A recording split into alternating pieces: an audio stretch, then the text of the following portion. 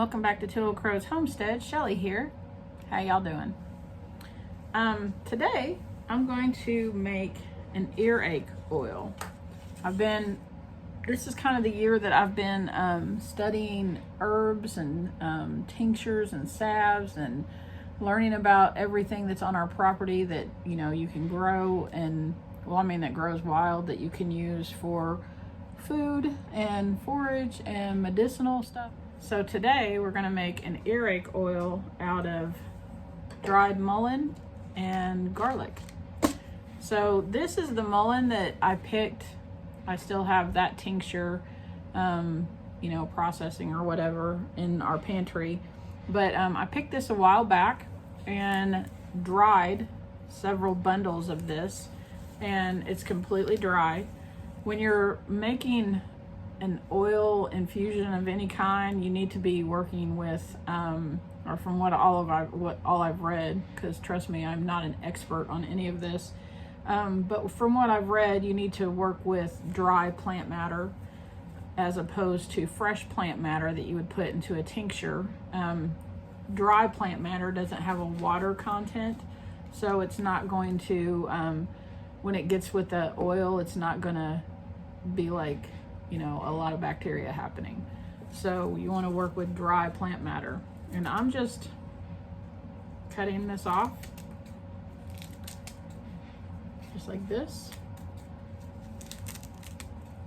Now mullein is it's got like these little fine hairs on it, and I think I talked a little bit about this in my video that I did about mullein. They call mullein cowboy toilet paper. I don't know how fun that would be, because these little fine hairs that are on the mullein plant, it makes it soft, but they can be irritating to the skin. So it doesn't really bother me. Like, I've messed with this stuff quite a bit, and I just wash my hands when I'm done. But some people, you may want to wear gloves or something, because it could be irritating.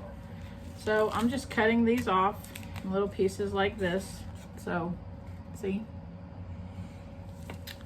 I'm only gonna make a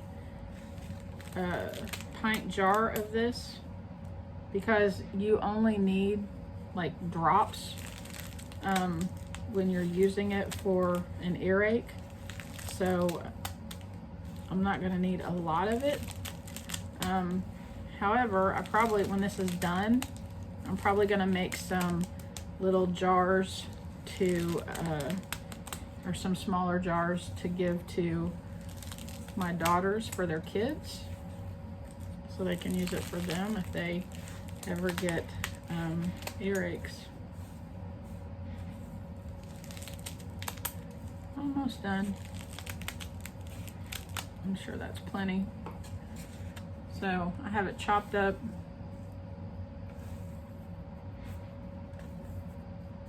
Very dry, kind of fly away. So I'm going to use a pint jar, and then I've got sliced dried garlic that I'm going to put in there.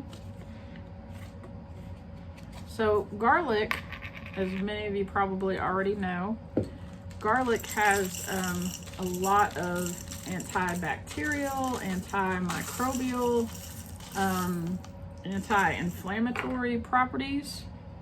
It's really great for that stuff. So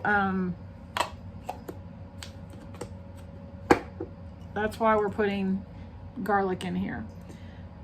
The mullein also has antibacterial, antimicrobial, antiviral. It offers a little bit of pain relief. So that's why the mullein's going in here. So my jar is basically going to be about half garlic, half mullein. I'm gonna kind of pack the mullein in there. I'm not gonna pack it real tight, because obviously we want to be able to get the oil in there. So we get that. No, I don't need you in here, cat. But I am gonna push it down a little bit so I can, get some in there.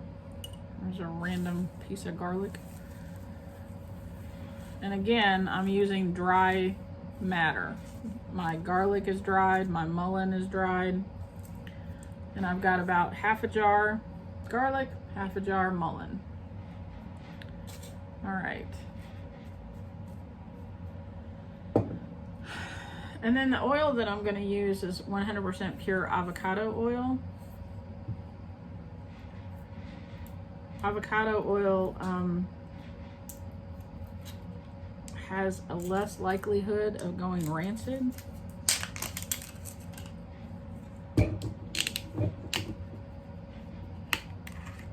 So,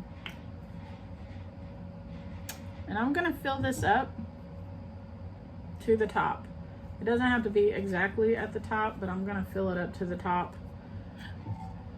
So,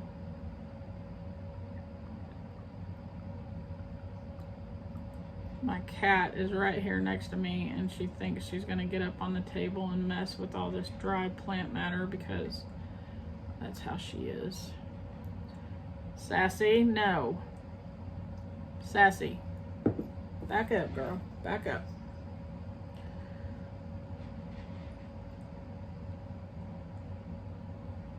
This is actually like a really pretty concoction, I guess is what you call it. Oil infusion, I know. But with the garlic at the bottom and the mullein at the top, it's just pretty. So I'm almost at the top. I'm gonna let it sit and kind of the air bubbles kind of come out and let it filter down through the garlic. And then I'll fill it up a little bit more. So to use this, well, before that, you want to set this in a dark place. You don't want sunlight to get to it. You don't want it like sitting in a window or something.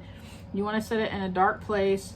Because it's an oil infusion, you can put it in a warm place, and that will help, you know, draw some of those properties out of the plant matter. About 6 to 8 weeks is what it needs to sit for. And then you can strain it off. You probably want to use a, you know, like a jelly cloth strainer thing, muslin, something like that, to strain it off, because it does have those little bitty hairs in it. And if somebody, you know, like gets irritated by that, you definitely don't want that down in your ear. So you want to strain it off well. So when you need to use it, it's 3 to 5 drops in the ear. And you want to keep your ear to the side to let all of that run down into your ear and help with that. So I've got just a tiny bit at the top. I'm going to top that off with oil. Right at the top. And then I'm going to put a lid on it. And there you go. Garlic and mullein infused oil for earache drops. Give it a try. See how you like it. Might be a handy thing to have around.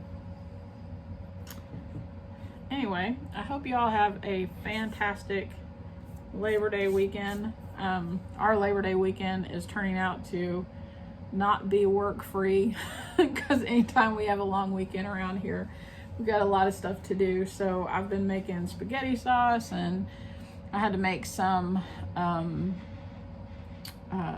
laundry detergent this morning.